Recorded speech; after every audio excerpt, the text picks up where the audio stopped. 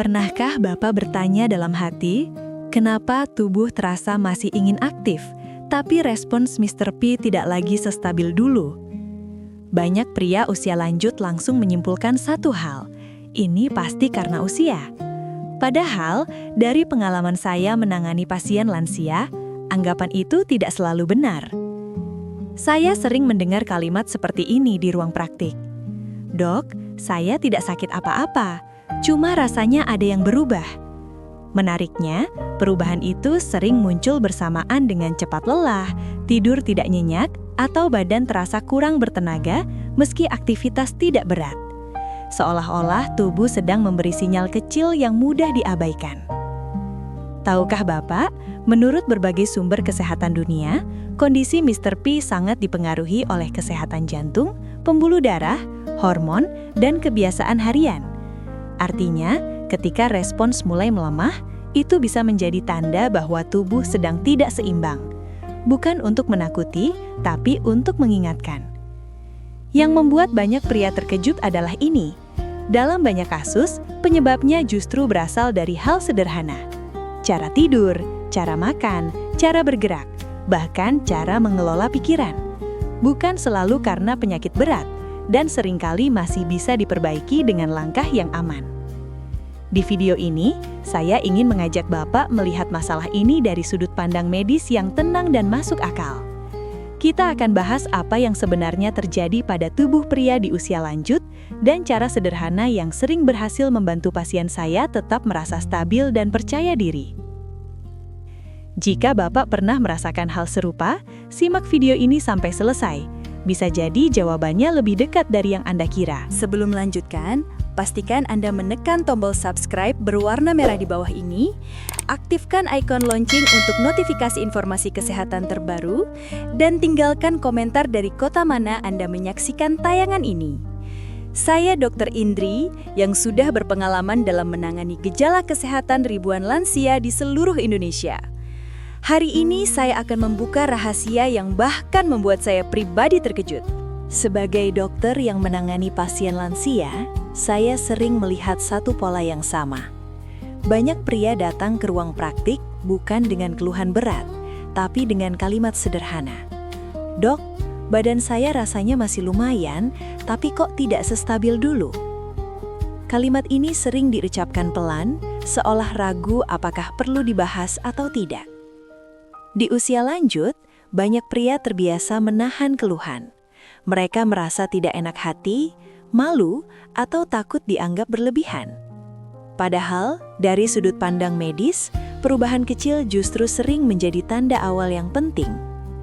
Berbagai sumber kesehatan dunia seperti Mayo Clinic dan National Institute on Aging menjelaskan bahwa fungsi tubuh pria sangat sensitif terhadap perubahan aliran darah, hormon, dan kondisi metabolik. Mr. P bukan sekadar urusan hubungan suami istri. Ia adalah bagian dari sistem tubuh yang kompleks. Untuk bisa bekerja dengan baik, dibutuhkan jantung yang sehat, pembuluh darah yang lentur, saraf yang berfungsi normal, serta keseimbangan hormon testosteron. Saat salah satu mulai terganggu, tubuh akan memberi sinyal lebih dulu melalui penurunan respons. Saya pernah menangani seorang pasien berusia 59 tahun. Ia merasa sehat, jarang sakit, dan masih aktif bekerja. Namun ia mengeluh cepat lelah dan mulai kurang percaya diri. Setelah dilakukan pemeriksaan sederhana, diketahui tekanan darahnya sering tinggi dan kadar gula darahnya berada di batas atas normal. Ia terkejut karena tidak merasakan gejala apapun sebelumnya. Menurut penelitian dari American Heart Association, gangguan pembuluh darah sering muncul perlahan tanpa nyeri. Ketika aliran darah mulai tidak optimal, organ yang membutuhkan respons cepat akan merasakannya lebih dulu. Inilah sebabnya mengapa perubahan pada Mr. P kerap muncul sebelum keluhan lain terasa jelas. Yang perlu dipahami, kondisi ini bukan untuk ditakuti, justru sebaliknya. Ini adalah kesempatan untuk mengenali tubuh lebih awal.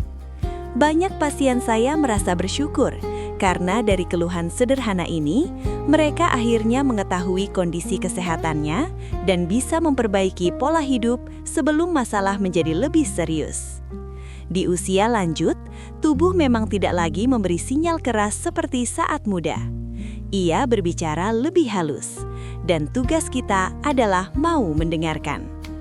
Dengan pemahaman yang tepat, perubahan kecil bisa menjadi langkah besar untuk menjaga kesehatan dan kualitas hidup tetap baik.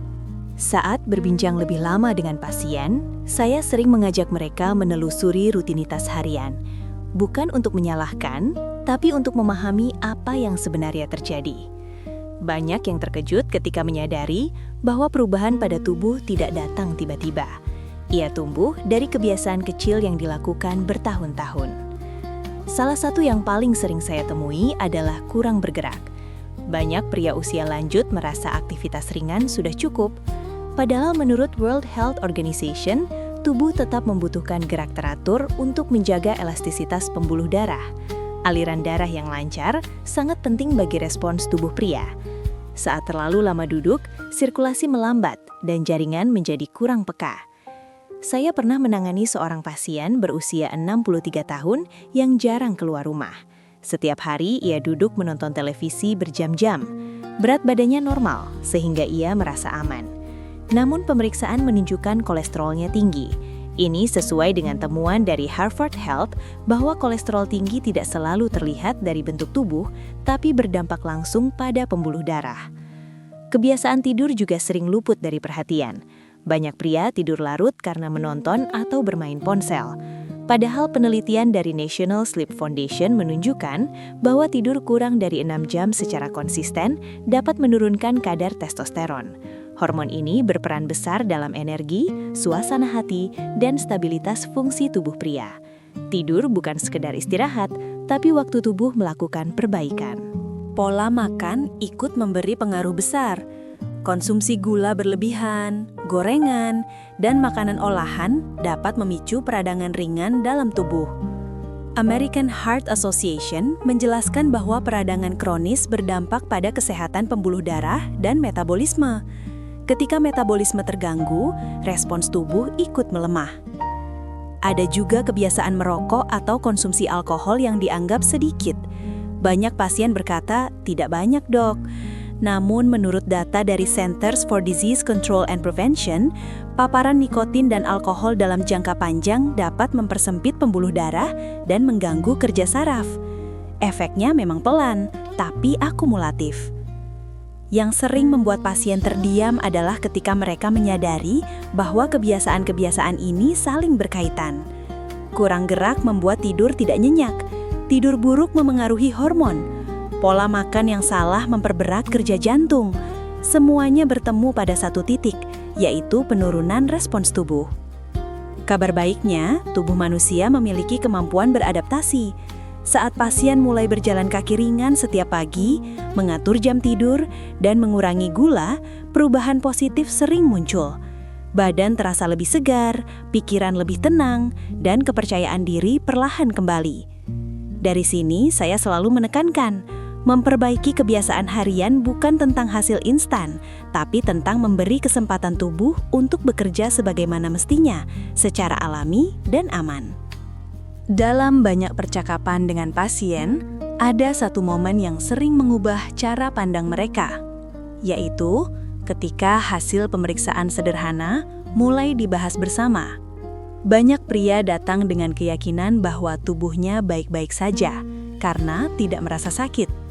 Namun, setelah melihat angka tekanan darah, gula darah, atau kolesterol, barulah muncul kesadaran bahwa tubuh sudah bekerja ekstra cukup lama.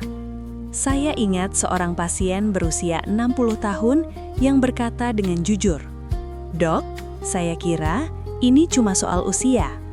Setelah dicek, gula darah puasanya sering berada di atas normal, meski belum masuk kategori berat. Menurut data dari International Diabetes Federation, kondisi seperti ini sering tidak menimbulkan keluhan jelas, tetapi sudah cukup untuk memengaruhi aliran darah dan kerja saraf.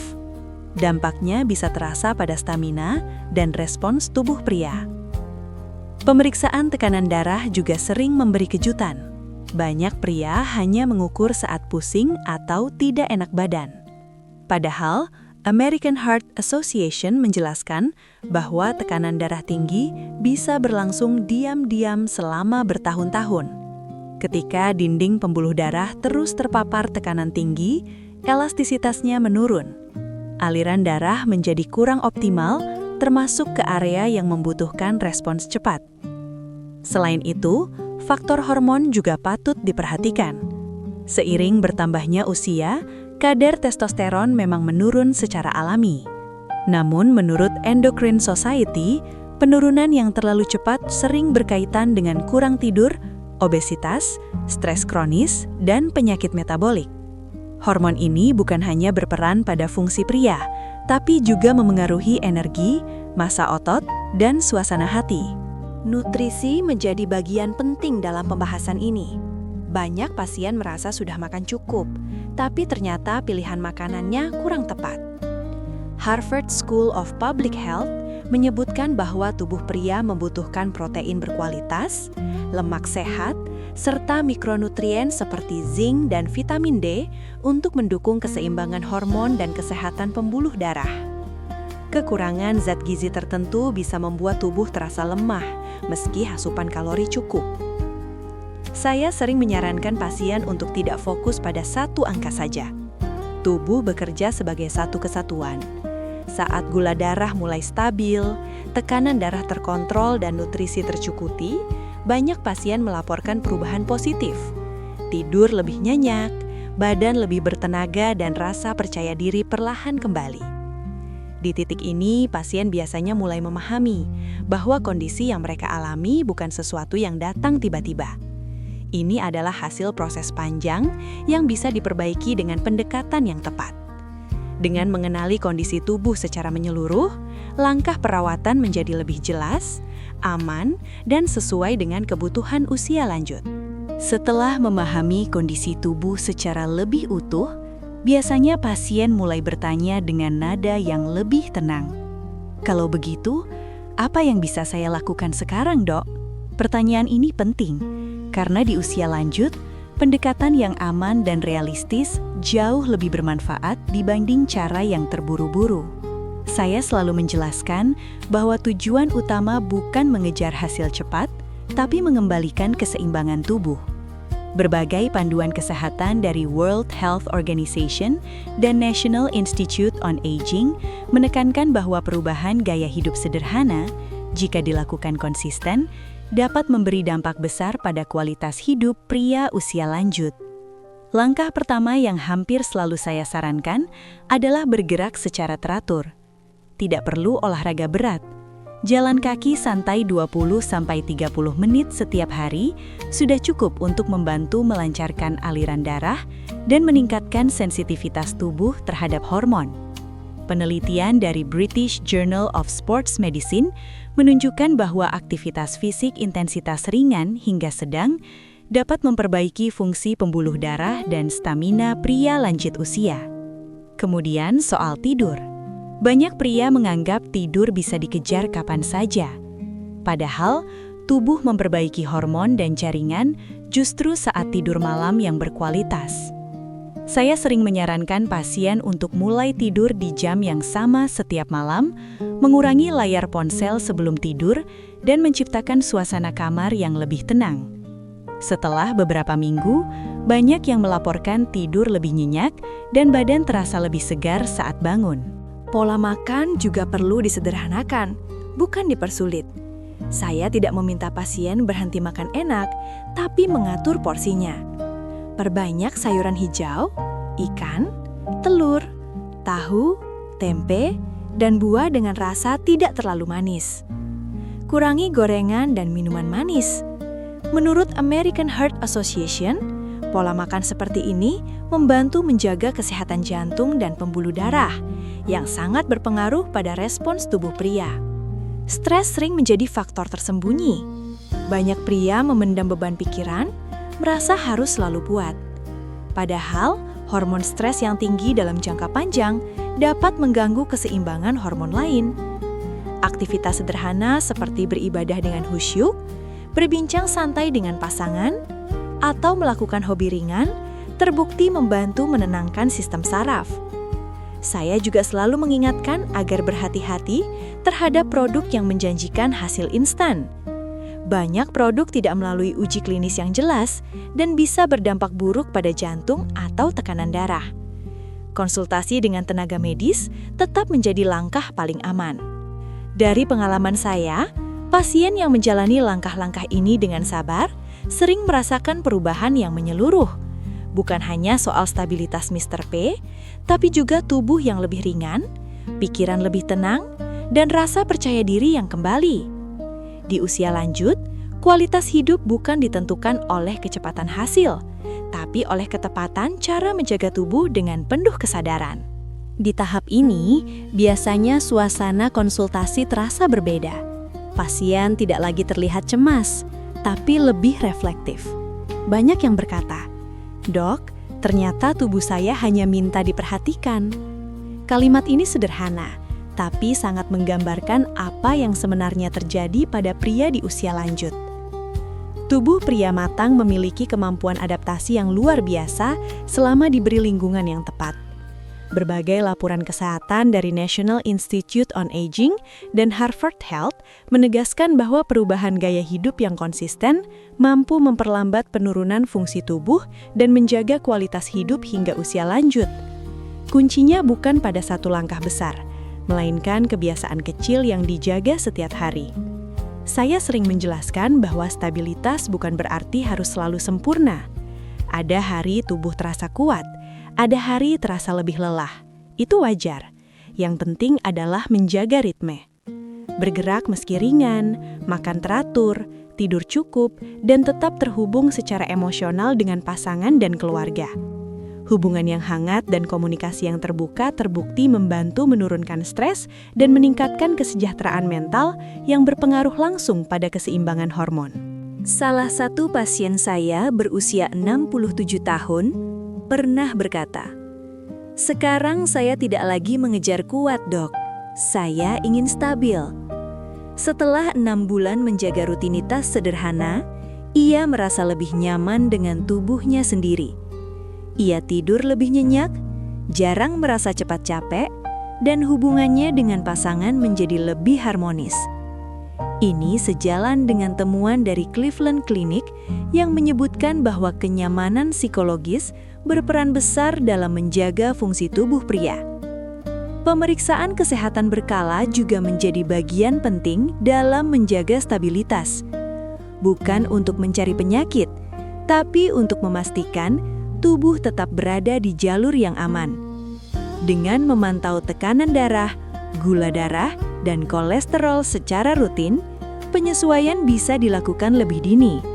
Ini membuat perawatan menjadi lebih ringan dan tidak menakutkan. Saya selalu mengingatkan bahwa tujuan utama di usia lanjut bukan membuktikan kemampuan, tapi menjaga kualitas hidup. Tubuh yang stabil memungkinkan seseorang tetap aktif, percaya diri, dan menikmati kebersamaan tanpa rasa cemas berlebihan. Di akhir penjelasan ini, saya ingin Bapak memahami satu hal penting. Perubahan yang Anda rasakan bukan tanda kelemahan, melainkan ajakan tubuh untuk hidup lebih seimbang. Dengan perhatian yang tepat dan langkah yang aman, tubuh akan merespons dengan caranya sendiri. Dan seringkali, hasil terbaik datang bukan dari kecepatan, tetapi dari konsistensi dan kepedulian pada diri sendiri. Sebelum kita menutup pembahasan hari ini, saya ingin mengajak Bapak untuk sejenak merenung. Tubuh yang kita miliki saat ini adalah hasil dari perjalanan panjang. Ia tidak meminta hal yang rumit, hanya perhatian dan perawatan yang tepat. Jika video ini terasa bermanfaat, jangan simpan sendiri.